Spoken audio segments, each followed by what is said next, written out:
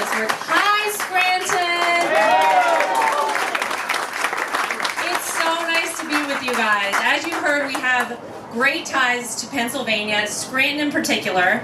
I've been coming here for about 8.5 years with my husband, so a lot of familiar faces here today. Thank you guys so much for the support. As we all know, this is a campaign unlike any other. This election is going to decide the rest of our lives, our kids' lives, our grandchildren's lives. This is the most important election in our lives, bar none.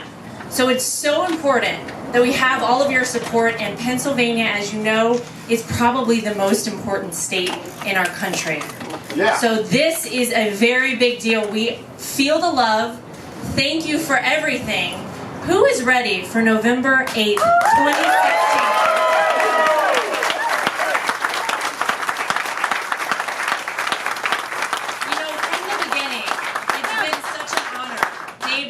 To watch history happen, to be alongside this family, an incredible family. Anybody that knows the Trump family understands why I'm now a member. I come from North Carolina, from a middle-class family. My parents have always been business owners. I understand what it's like to be a normal person because I am a normal person.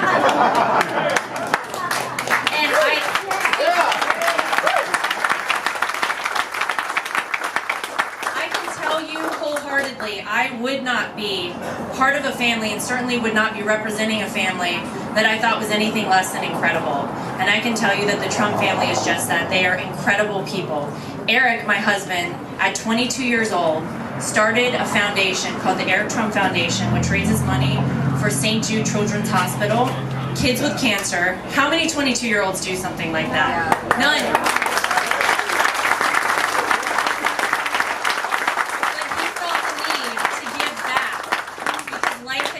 So much. And in the same way, Donald Trump wants to give back to a country that has given him so much. An amazing business career, an amazing family, and literally the epitome of the American dream. And that's why he is doing this. I can tell you, as an outsider coming into this family, Donald Trump has a great heart, and he has our country's best interests at his heart. Without a doubt, there is no doubt in my mind, he is doing this for the right reasons. And let me tell you, as a woman, I would love one day to see a female be president. That woman is not Hillary Clinton.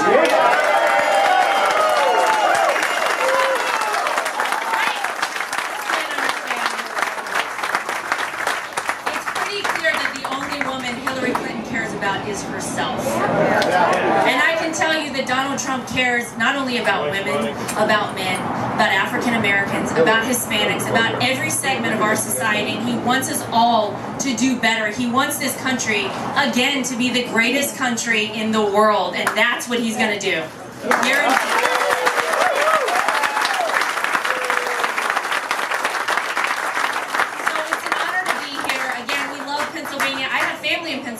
Lancaster.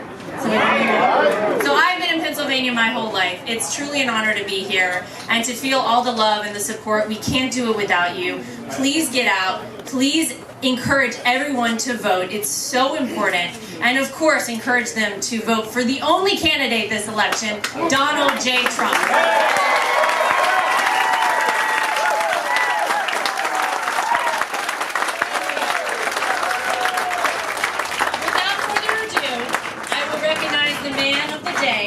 My husband, a man that I'm so proud to call my husband, Eric Trump. Did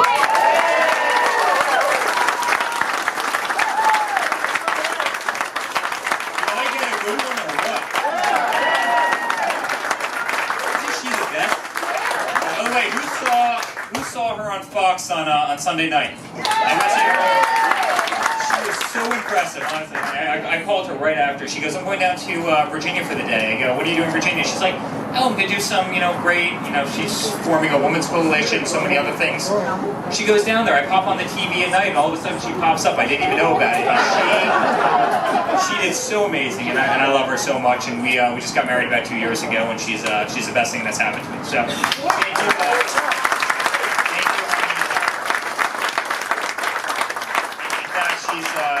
She she was a producer at CBS. She works with Inside Edition, and she did a lot of that show. And when we started running, she cared so much about the cause that she literally one day just tells me, she goes, listen, I'm going to take a leave of absence from my job for the next couple months, and I want to be on the trail with you guys because I believe in your family, and I believe in what you guys are doing, and I believe in your father, and I want to make a difference. And again, she's just done such an amazing job.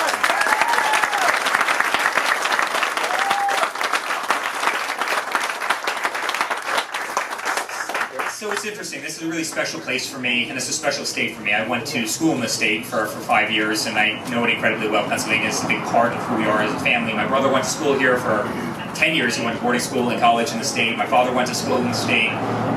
We've just spent a lot of time. We've collectively, as Trumps, lived in the state. We've spent a tremendous amount of years here. But it's interesting. If you look at Clark Summit, one of my best friends in the world is actually from Clark Summit, and that's Dave Kaufman. His son Jerry is one of my closest friends. In fact, we were roommates, and so I was coming here from the time I was 13 years old, and he lives about a mile and a half that way, and I just know this town so well. I mean, I know the town so well.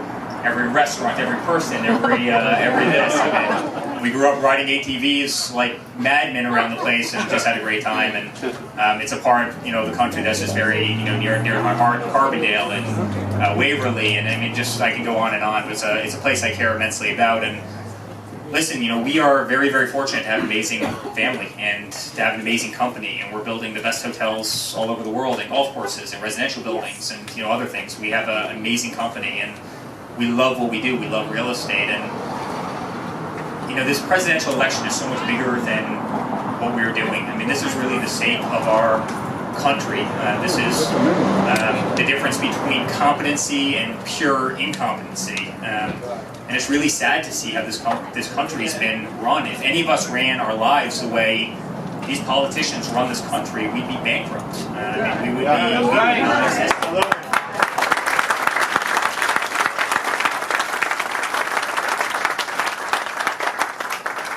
I get all the time. I get this almost every single day. So why did your father run, and when did you finally realize that your father was going to run?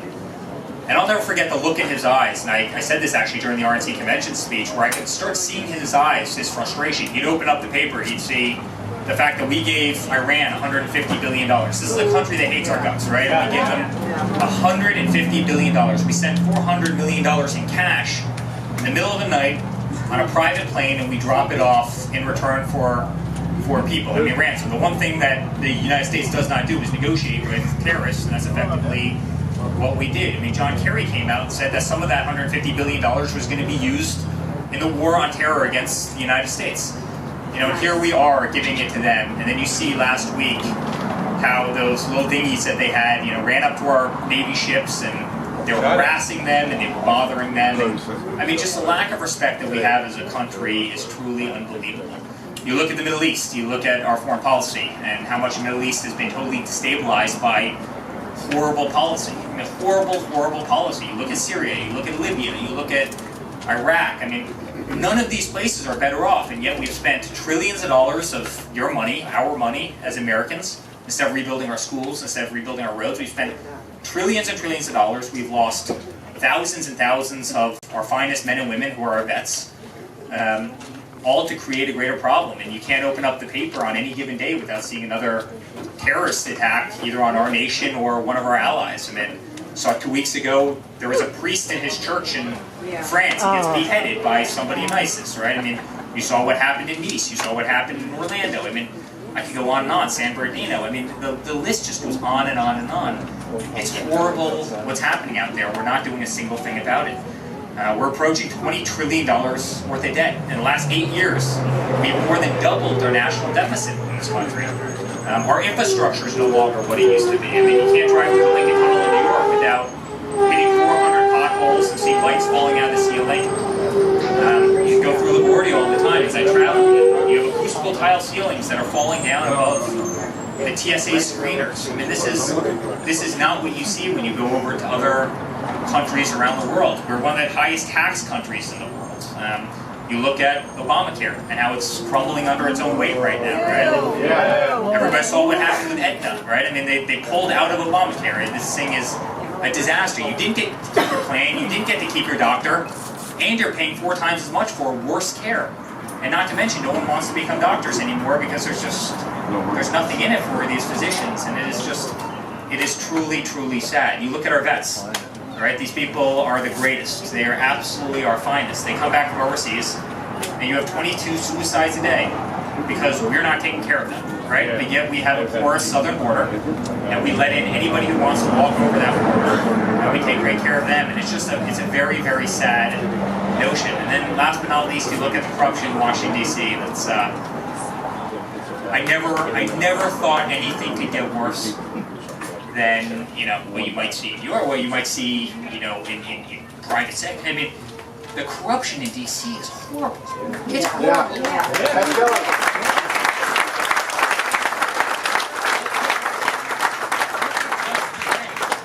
30 more emails came out specifically tied to Benghazi that weren't released, and under oath of perjury, the Department of Justice and the FBI was told every single government email was turned over. That didn't happen. I mean, she lied to Congress, she lied to the Department of Justice, she lied to the FBI.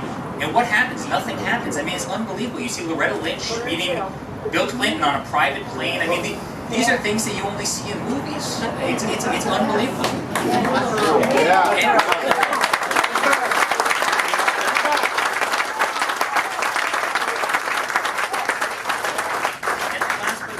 I mean, you see a couple that came out of the White House and they were claiming they were dead broke, and now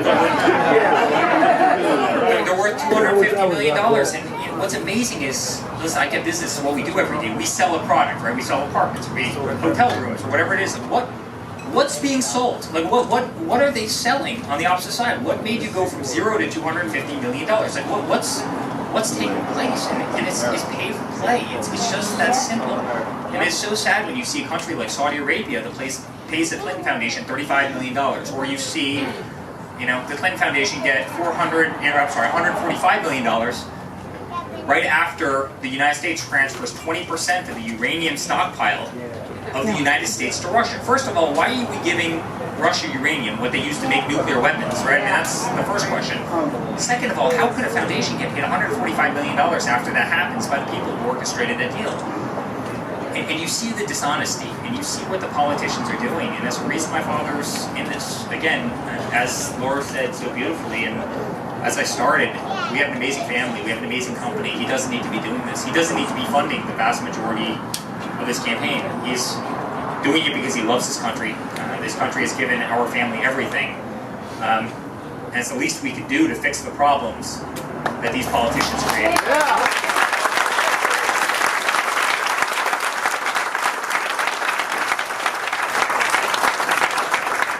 So we're going to win.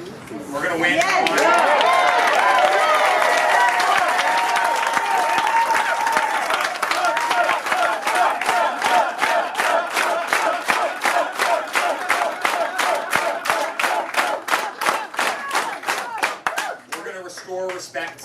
Back to our great nation, because at the end of the day, we are the #1 country in the world, and we will always be the #1 country in the world. Yes. We're going to fix our military. We're going to fix our VA.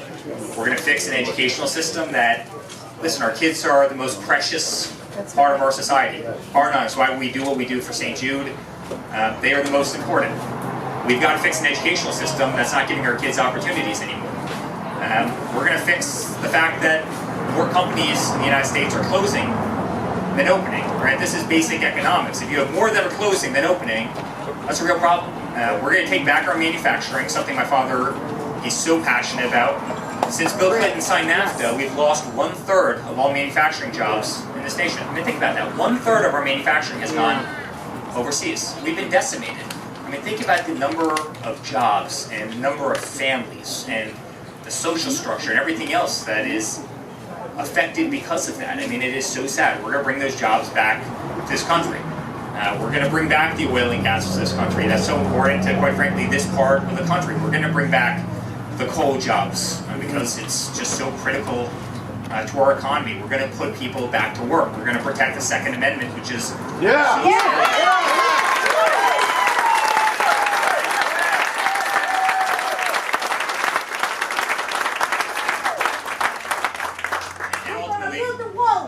we are going to build the wall. He's going to build the wall.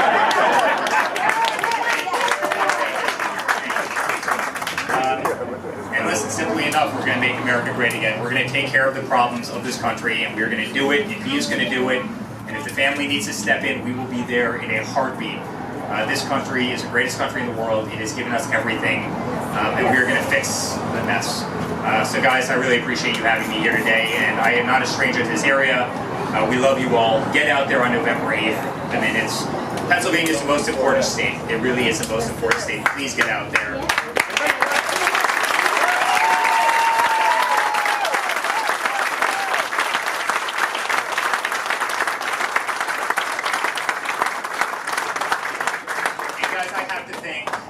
I have to thank Marino, who is an amazing guy. I mean, just...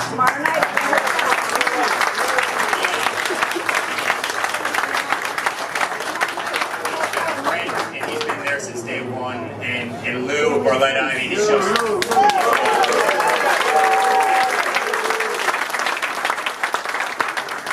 Our whole team, what do you guys call yourself? The PA trumpets.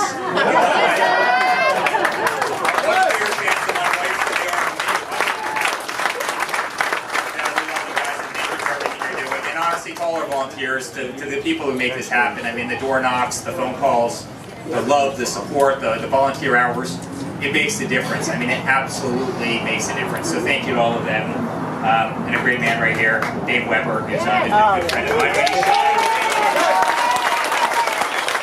you very much. We really appreciate you having us. Can we count down? You give us the countdown. Come on, everybody, 5. 5, 4, 3, 2, 1, cut!